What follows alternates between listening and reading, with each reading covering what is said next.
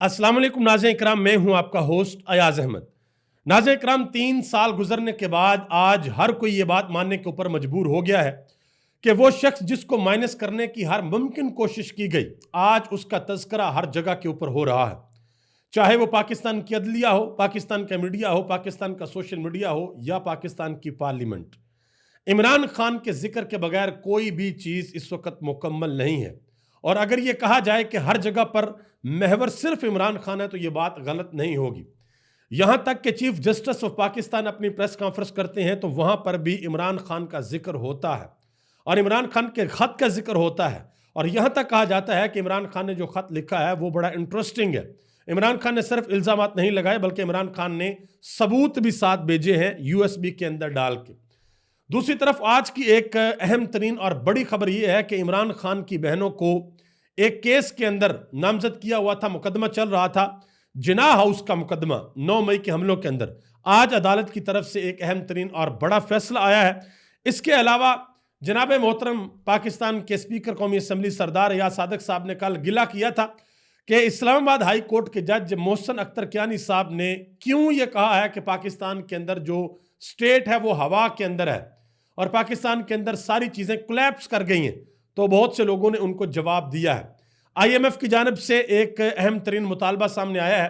हुकूमत ने एक अर्जी रखी थी, एक दरख्वास्त, एक रिक्वेस्ट दी थी हुकूमत ने आईएमएफ को कि हमारी ये बात मान लें। आईएमएफ ने वो दरख्वास्त, वो अर्जी मुस्तरद कर दी है। उस पर भी बात करते हैं। आगे बढ़ने से कबल गुजारिश करूंगा कि वीडियो को लाइक कर दें, चैनल को सब्सक्राइब कर लें और मेरे उन तमाम दोस्तों का बेहद शुक्रिया जिन्होंने हमारे यूट्यूब चैनल को सब्सक्राइब किया।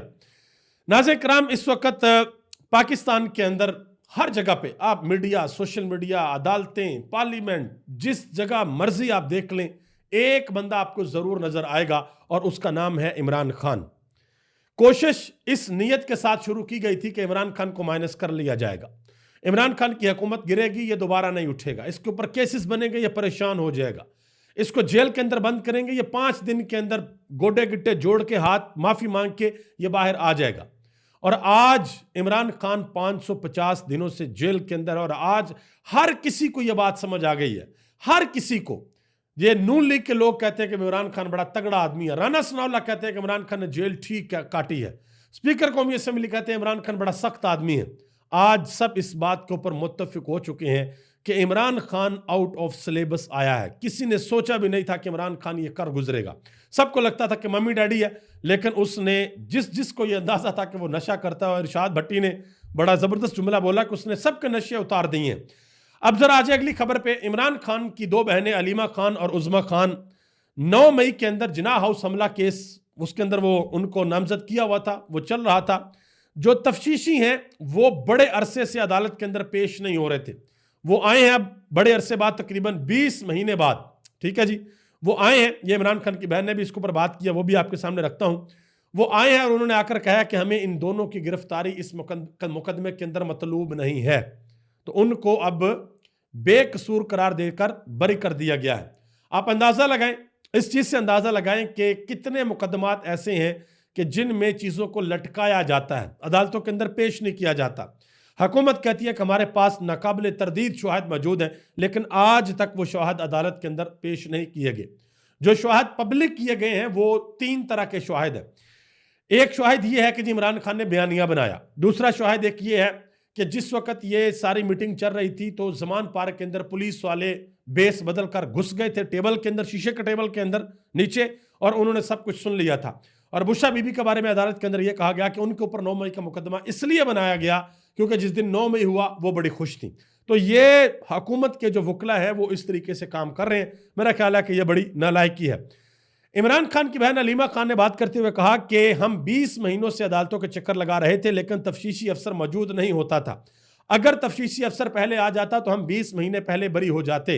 हम दुआ करते हैं कि कोई इस निज़ाम का दोबारा शिकार ना बने। आप अंदाजा लगाएं कि इमरान खान की बहन है या कोई और है, अगर कोई इस तरीके से किसी के साथ नाइंसाफी होती है तो इसका जिम्मेदार कौन है। और कल को अगर यही काम नून लीग के साथ हुए, पीपल्स पार्टी के साथ हुए, हम तो आवाज उठाएंगे उनके लिए, हम तो कहेंगे किसी के साथ भी जुल्म हो हम उसके साथ खड़े होंगे। लेकिन इनके अंदर फिर वो कौन सी इखलाक की जुर्रत होगी कि ये कहेंगे कि भी हमारे साथ ज्यादती हो रही है।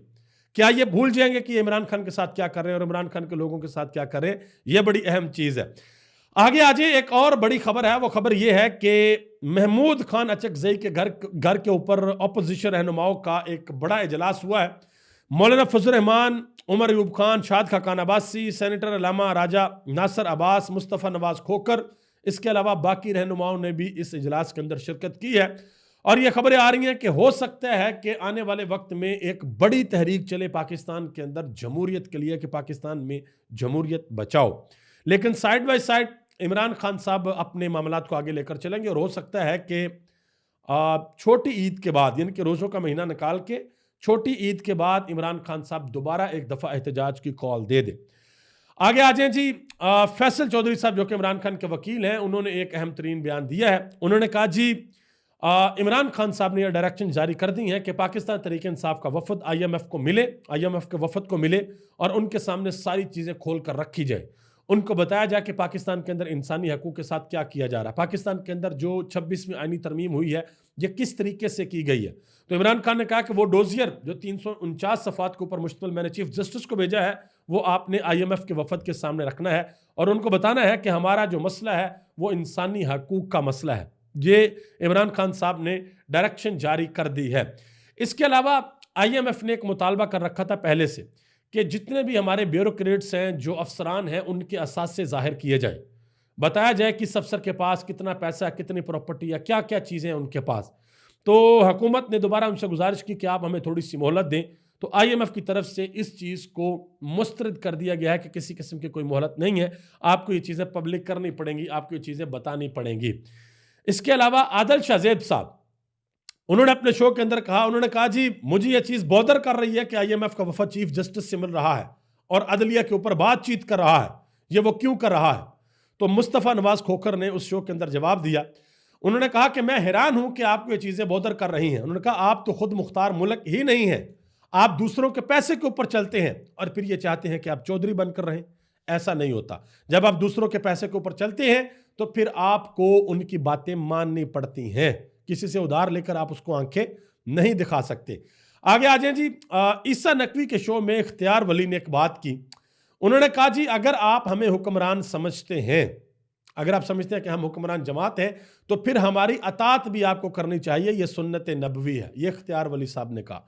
तो आगे से ईका नकवी ने कहा कि सर वो जो हुक्मरान होते हैं ना, वो 8 फरवरी के इलेक्शन वाले नहीं होते जिनकी मिसाल आप दे रहे हैं। बड़े अदब के साथ एक मिसाल मैं भी आपके सामने रख देता हूं। अगर किसी का यह ख्याल है कि हुक्मरान की अतात जो है वो बहुत ज़रूरी है, बहुत ज़रूरी है, तो फिर आप इमाम आली मुकाम शहजादा कोनैन इमाम हुसैन अलैहिस्सलाम उनके फ़लसफ़े के ऊपर क्या कहेंगे? इमाम हुसैन रज़ी अल्लाह तआला अन्हु ने यजीद की बैत फिर क्यों नहीं की? वो भी तो हुक्मरान था, मुसलमानों का हुक्मरान था। वहां पर करबला क्यों बर्पा हुई? यह चीज़ बड़ी इंपॉर्टेंट है, इसको सोचना चाहिए और समझना चाहिए। उस हुक्मरान की अतात वाजिब है जो जायज़ तरीके से बैठा हो और उस चीज़ को फॉलो करे जिसको फॉलो करना चाहिए, जिसके बारे में इस्लाम कहता है कि अगर हुक्मरान इन इन इन चीज़ों के ऊपर पूरा उतरता है तो उसकी अतात आपके ऊपर वाजिब है कि आप उसकी अतात करें। तो आज देख लें कि हमारे हुक्मरानों ने क्या अल्लाह के पाक 99 नामों के नीचे खड़े होकर सच हलफ उठाया है या झूठ हलफ उठाया है। यह बड़ी इंपॉर्टेंट चीज़ है। आगे आ जाए जी, फैसल चौधरी साहब ने एक और बहुत बड़ा इंकशाफ किया है।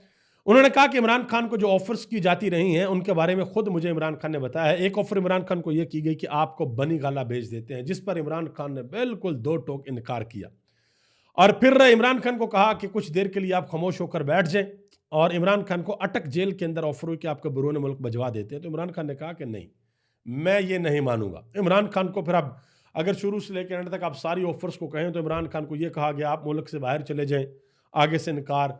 फिर कहा गया जी 3 साल तक सिस्टम को चलने दें, इनकार। 8 फरवरी के इलेक्शन के ऊपर जो धांधली उसके ऊपर ना बोलें, इनकार। 9 मई 26 दिसंबर के ऊपर कमीशन का मुतालबा ना करें, इनकार। तो जो भी चीज़ें इमरान खान को कही जा रही हैं अभी तक इमरान खान साहब इनकार कर रहे हैं कि नहीं भाई मुझे कुछ भी मंजूर नहीं है, मुझे आइन और कानून की पासदारी चाहिए, वो पाकिस्तान के अंदर होनी चाहिए, रूल ऑफ लॉ पाकिस्तान के अंदर होना चाहिए।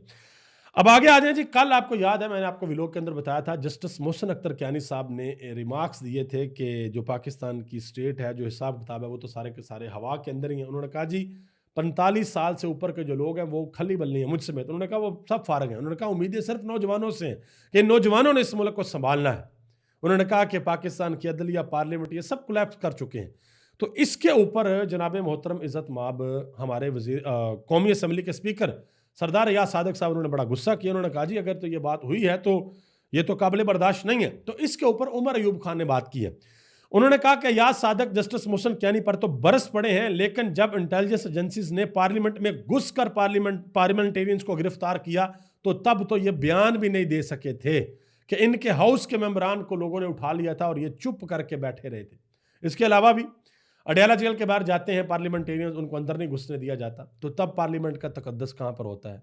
और केपी असेंबली के अंदर अभी तक इलेक्शन ही नहीं हुआ सेनेट के लिए, तब पार्लियामेंट का तकद्दस कहाँ पर जाता है। तो ये बड़ी इंपॉर्टेंट चीज़ें हैं। लोगों को, एमएनएस को गिरफ्तार किया जाता है और कुछ तो लोग ऐसे उनका प्रोडक्शन ऑर्डर्स जारी होते हैं फिर भी उनको प्रोड्यूस नहीं किया जाता, तो वहां पर यह तकद्दस कहाँ जाता है, ये लोग इस वक्त सवाल उठा रहे हैं। आगे आ जाए जी। आपको पता है पिछले तकरीबन 2 दिन से पाकिस्तान के एक बहुत आप कह लें कि पूरा पाकिस्तान उनको जानता है, काशिफ अब्बासी साहब ऑफ द रिकॉर्ड ARY के ऊपर वो शो करते हैं। यह कहा जा रहा है कि जी उनको जबरी छुट्टी के ऊपर भेज दिया गया है। वजह क्या बनी?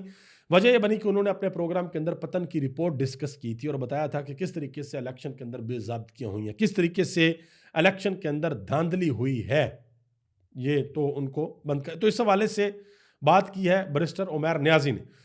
उन्होंने कहा कि काशिफ वासी का प्रोग्राम अगर पतन की रिपोर्ट डिस्कस करने पर बंद हो सकता है तो फिर इस मुल्क में कुछ भी हो सकता है। अगर किसी अदारे के खिलाफ बोलेंगे तो आप पर पीका एक्ट लागू हो जाएगा। उन्होंने कहा कि हम शायद नॉर्थ कोरिया के मॉडल के ऊपर जा रहे हैं कि कोई भी यहां पर बात नहीं कर सकेगा। ठीक है जी। अच्छा, इसके अलावा एक और बड़ी अहम बात डिस्कस हो रही है कि पाकिस्तान तरीके इंसाफ के जो लोग हैं अमेरिका के अंदर, वो वहाँ पर कोई बड़ा सरप्राइज़ देने के लिए जा रहे हैं कि वहाँ पर शायद कोई बाइंडिंग रेजोल्यूशन आ रही है या शायद कोई ट्रंप बयान दे देंगे। एक चीज़ मैं आपको बता दूं, जिस वक्त डोनाल्ड ट्रंप और जो बाइडन अपनी इलेक्शन कैंपेन कर रहे थे, तब से लेके ही पाकिस्तान और दुनिया भर के अंदर इस इलेक्शन के अंदर बहुत ज़्यादा इंटरेस्ट शो किया गया और ये कहा गया कि डोनाल्ड ट्रंप आएगा तो अमेरिका की पॉलिसी पूरी दुनिया के अंदर बदल जाएगी। बदली भी, लेकिन अब डोनाल्ड ट्रंप आकर कुछ चीज़ें ऐसी कर रहे हैं कि दुनिया उसके ऊपर हैरान हो रही है कि भाई इसने कहा क्या था और ये कर क्या रहा है। मैं कोशिश करूंगा इसके ऊपर एक कंप्लीट वीडियो बनाऊं कि डोनाल्ड ट्रंप ने अब तक कौन कौन से दावे किए हैं, वो कौन कौन सी ज़मीन के ऊपर कब्जा करना चाहते हैं। स्पेशली गजा के हवाले से वो कहते हैं इसको मैं एक रियल स्टेट डील बनाऊंगा, तो क्या अरब हुक्मरान इसको मान लेंगे या नहीं मान लेंगे। एक अरब हुक्मरान तो चला भी गया, उसने जाकर प्रॉपर ट्रंप को आप ये कह लें कि उसने सजदा भी कर दिया कि माई बाप जैसे आप कहेंगे हम करने को तैयार हैं। सवाल ये पैदा होता है कि पाकिस्तान के इसके ऊपर क्या मौक़िफ़ होगा और दुनिया के 57 इस्लामी ममालिक क्या फ़लस्तीनियों के साथ खड़े होंगे या नहीं होंगे। ये एक अहम तरीन सवाल है, इसके ऊपर इंशाल्लाह कंप्लीट डिटेल से बात करेंगे।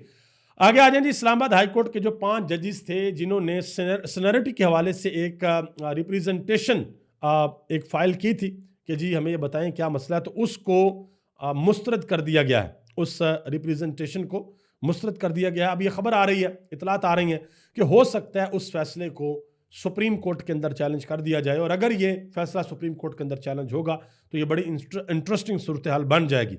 आजम सवाती साहब बड़ा असर जेल के अंदर रहे, आज उन्होंने बात की है। कहते हैं कि मुझे फुटबॉल की तरह मारा गया, 9 दिन CTD ने रखा, अटक जेल में मुझ पर जुल्म किया गया, लेकिन मैं आज भी इमरान खान का कारकुन इस उम्र में आपके सामने खड़ा हूं। उन्होंने कहा कि बैरूनी दुनिया में जानवरों को भी अदालतों से इंसाफ मिलता है, लेकिन पाकिस्तान में अदालतों से इंसाफ खो चुका है, यहां पर किसी को इंसाफ नहीं मिलता। ये सदीक जान साहब ने ट्वीट किया बड़ा अहम तलत हुसैन के हवाले से। तलत हुसैन साहब ने क्या कहा है? उन्होंने कहा जी पंजाब के MPAs ने नवाज शरीफ से शिकायत लगाई है कि मरियम नवाज हमें ऑन बोर्ड नहीं लेती, वो सिर्फ 4 लोगों के जरिए सूबा चला रही हैं। अब ये वो बंदा बात कर रहा है तलत हुसैन जो इमरान खान का बदतरीन मुखालिफ है, शदीद मुखालिफ है, इमरान खान की पॉलिसीज़ के ऊपर बड़ी शदीद तनकीद करते हैं। तो आप अंदाज़ा लगा लें कि यहाँ से बयानात आने शुरू हो गए हैं। एक और बड़ी डेवलपमेंट हुई है जी, आमर मुगल साहब को पाकिस्तान तहरीक इंसाफ ने इस्लामाबाद की जिम्मेदारियां सौंप दी हैं। वो इस्लामाबाद, पाकिस्तान तहरीक इंसाफ इस्लामाबाद के सदर हैं और अली बुखारी को कायम मुकाम सदर होने का जो नोटिफिकेशन था उनका वो वापस ले लिया गया है। आने वाले दिनों में हो सकता है कुछ और लोग भी हों, उनको भी अहम तरीन पोजीशंस के ऊपर बैठाया जाए। अभी तक लिए इतना ही। आप सबका बहुत बहुत शुक्रिया। इस दुआ के साथ मुझे इजाज़त दे कि अल्लाह ताला पाकिस्तान पर अपना ख़ास फजल और करम फरमाए। पाकिस्तान के करोड़ों लोग जो पाकिस्तान और दुनिया भर में बसते हैं, उन पर अल्लाह अपना ख़ास फजल और करम फरमाए। अल्लाह आलम इस्लाम की खैर फरमाए। और वो लोग जो पाकिस्तान और आलम इस्लाम के ख़िलाफ़ साजिशें करते हैं, दो नंबरियाँ करते हैं, नुकसान पहुँचाना चाहते हैं, अल्लाह ताला उनको इबरत का निशान बनाए। आप सबका बहुत बहुत शुक्रिया। पाकिस्तान जिंदाबाद। पाकिस्तान के करोड़ों अवाम पाइंदाबाद।